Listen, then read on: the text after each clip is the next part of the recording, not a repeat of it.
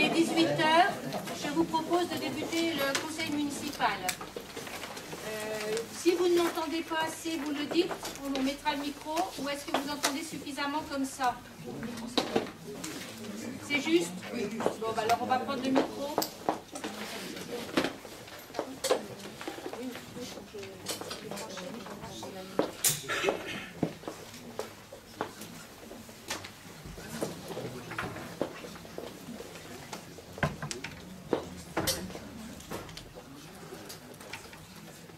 Oui, ça marche? Vous entendez mieux? Parfait.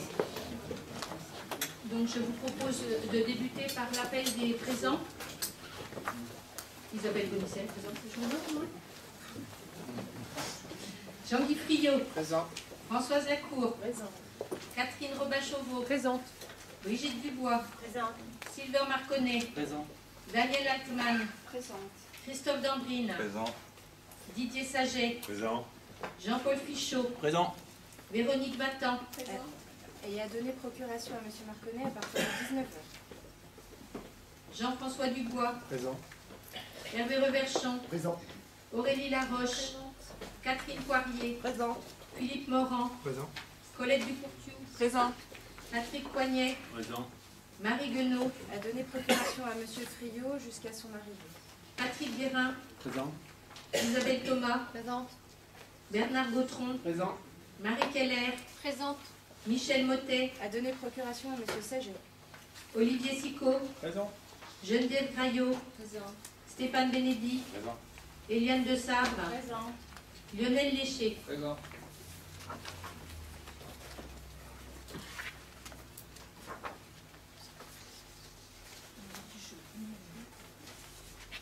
Alors, pour le secrétaire de séance, je vous propose de désigner Christophe Dandrine, s'il est d'accord. D'accord.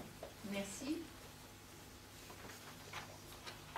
Pour la commission d'information, vous avez une date à nous proposer le 16 avril à 17 h. Est-ce que cela convient, sachant que vous savez, je pense, que vous avez proposé dans la commission d'information, monsieur Foucault. Est-ce que vous voulez qu'on revoie peut-être après la désignation de la commission? Enfin, ce sera sans doute moi, mais je peux pas à 17 h. Enfin, je peux pas le jeudi après-midi. Vendredi, ça vous va? À la même heure? Il faut qu'on voit avec...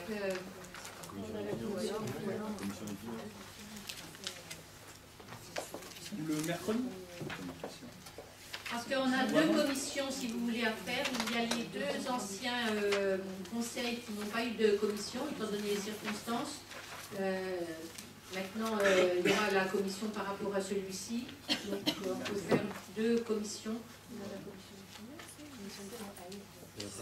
Vous savez, on a été obligé de mettre toutes les commissions en l'espace d'une semaine, étant donné qu'on doit tenir le conseil municipal fin avril, donc on a un petit blocage au niveau des commissions.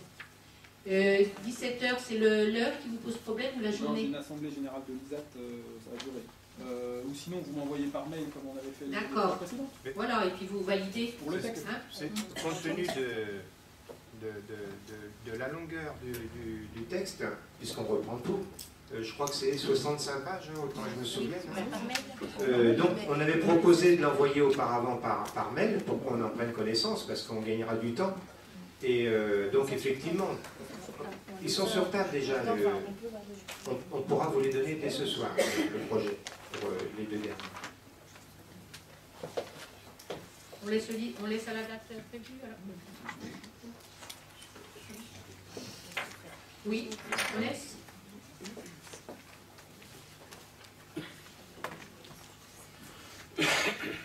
Donc nous allons débuter. Je vous propose de passer à la délégation de fonctions aux adjoints et aux conseillers municipaux. La semaine dernière, nous avons procédé à l'installation du conseil municipal, à l'élection du maire, et nous avons déterminé le nombre des adjoints et à la suite élu les adjoints. Aujourd'hui, nous devons fixer les délégations de fonctions. En effet, le maire peut déléguer par arrêté, sous sa surveillance et sa responsabilité, une partie de ses fonctions aux adjoints ou à des membres du conseil municipal. Aussi, j'ai procédé avec l'accord des élus de la majorité municipale à la répartition des délégations confiées aux maires adjoints qui seront les suivantes. Monsieur Jean Diffriot, premier adjoint, délégation personnelle. Madame Lacour Françoise, deuxième adjointe, délégation finance.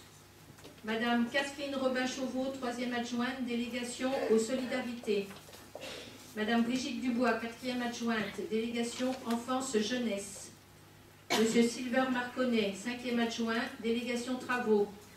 Madame Danielle Altman, sixième adjointe, délégation environnement. Monsieur Christophe Dambrine, septième adjoint, délégation culture et communication. Monsieur Didier Saget, huitième adjoint, délégation sport. Ainsi que la loi le prévoit, le maire peut déléguer une partie de ses fonctions à des membres du conseil municipal. 5 conseillers municipaux auront ainsi une délégation. Il s'agit donc de Patrick Poignet, délégué au référent de quartier, Aurélie Laroche, déléguée à la jeunesse, Véronique Battant, déléguée aux établissements pour personnes âgées, Jean-Paul Fichot, délégué à la voirie, et Colette Ducourtiou, déléguée au développement économique et à la communication. Vous disposez sur votre table du tableau qui récapitule les délégations confiées aux adjoints et aux conseillers, ainsi que je viens de vous les désigner. Bien que tout ceci ne relève légalement que de décisions du maire, je souhaite quand même recueillir votre assentiment. Et si vous avez des observations, je vous laisserai la parole et je vous demanderai ensuite de vous prononcer à main levée sur ces délégations. Souhaitez-vous prendre la parole? Alors, je vous propose de voter à main levée sur ces délégations. Qui s'oppose? Qui s'abstient? Je vous remercie.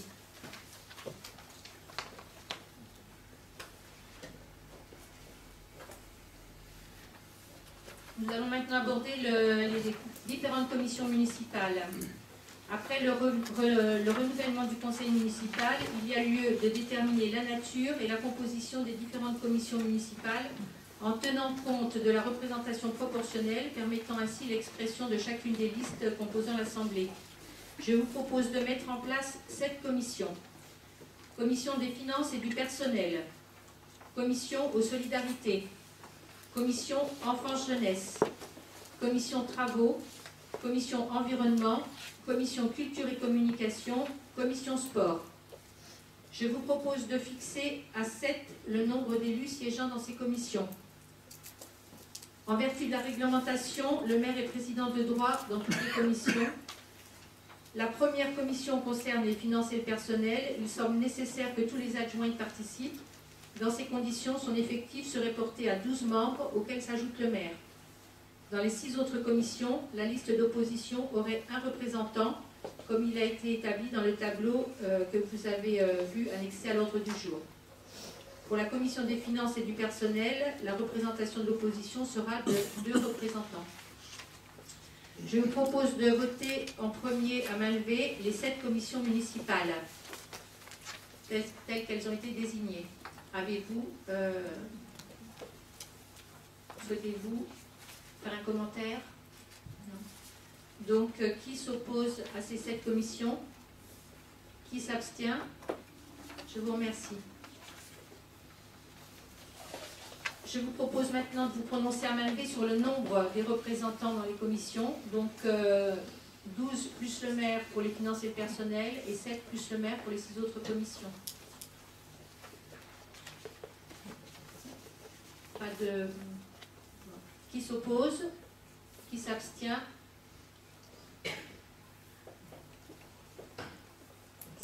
Je vous remercie. Et je vous propose maintenant de fixer ensemble la répartition des commissions municipales. Donc, vous avez une liste placée sur votre table. Donc, il manque les élus du groupe d'opposition. Je vous demande si vous voulez bien me les communiquer et ensuite nous procéderons au vote à main levée. Concernant la commission des finances, donc je vous donne le... Je donne les noms maintenant. Alors, dans la commission des finances, Madame Desabre. Donc, ça sera M. Sicot et moi-même. Et M. Sicot.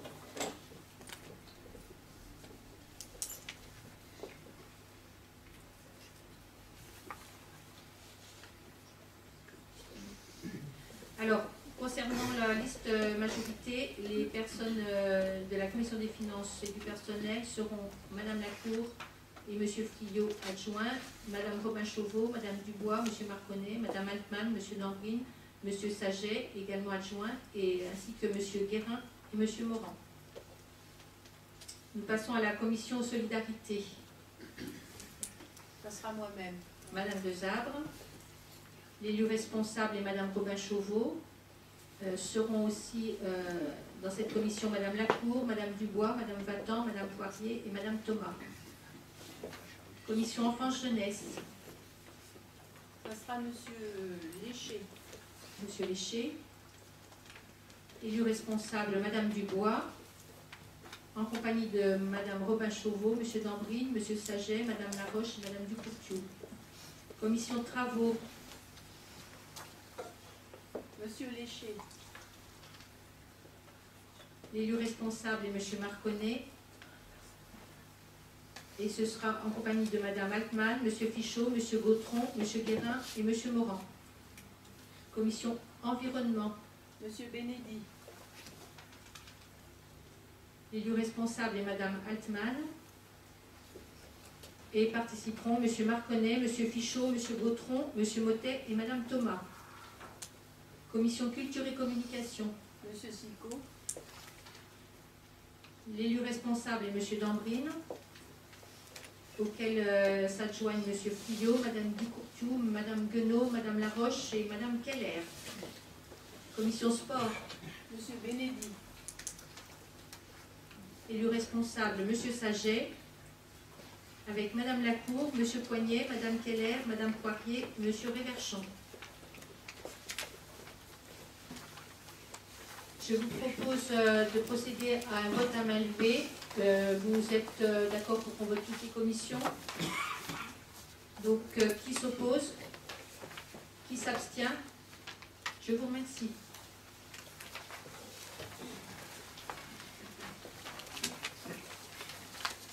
Nous passons à l'élection des membres de la commission d'appel d'offres. Comme vous le savez, les marchés publics sont soumis à la législation du Code des marchés publics. Et au-delà d'un certain seuil de dépenses, les marchés sont conclus après appel d'offres. Le montant est actuellement de 206 000 € hors taxes. Le marché, après examen et avis de la commission d'appel d'offres, est attribué par le maire. Cette commission, conformément au Code des marchés publics, est composée pour les communes de 3 500 habitants et plus du maire, président, et de 5 membres du conseil municipal élus au scrutin proportionnel au plus fort reste.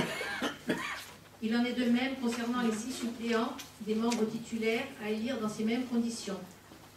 Ceci permet aux différentes composantes du conseil municipal d'être représentées à la commission.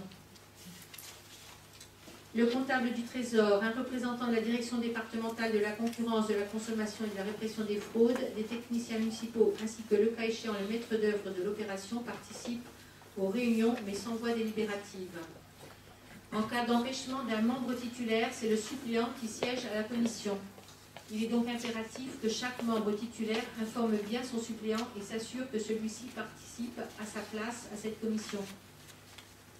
Compte tenu de la représentation proportionnelle, la majorité municipale dispose de 5 sièges et la liste Rassemblons-nous pour Varennes-Vauzelles d'1 siège. Je vous demande donc de me faire savoir le conseiller municipal que vous proposez pour compléter la liste. Je vais vous donner les noms pour la majorité, donc en dehors du maire président, Monsieur Jean-Guy Friot, suppléant. Nous avons Monsieur Guérin Patrick, titulaire, avec comme suppléant Monsieur Philippe Morin. Morand, pardon. Excusez-moi. Sylvain Marconnet en qualité de titulaire et Françoise Lacour suppléante, Didier Saget titulaire et Jean-Paul Pichot suppléant, Bernard Gautron titulaire et Daniel Altman suppléante. Alors titulaire Léché Lionel et suppléant Bénédicte Stéphane.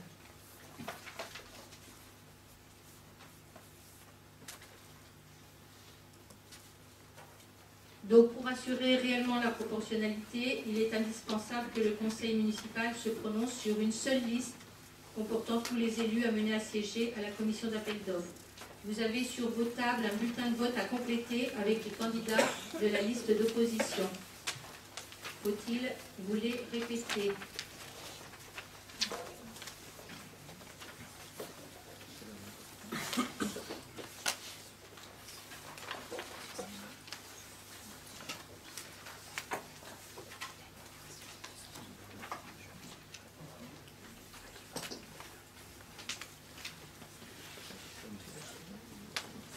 Afin de respecter la légalité de cette désignation, je vous propose de procéder à un vote à bulletin secret. Je vais donc demander à Madame Laroche, notre Benjamin, de recueillir les votes des conseillers municipaux et à l'issue de procéder au dépouillement en compagnie de Madame Altman, notre doyenne.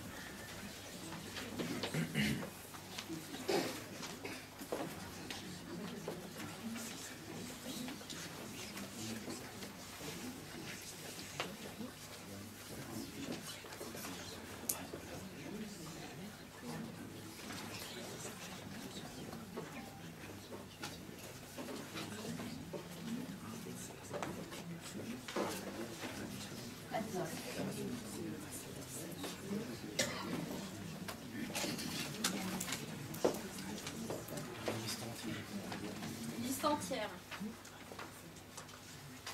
Liste entière. Liste entière. Liste entière. Liste entière. Liste entière.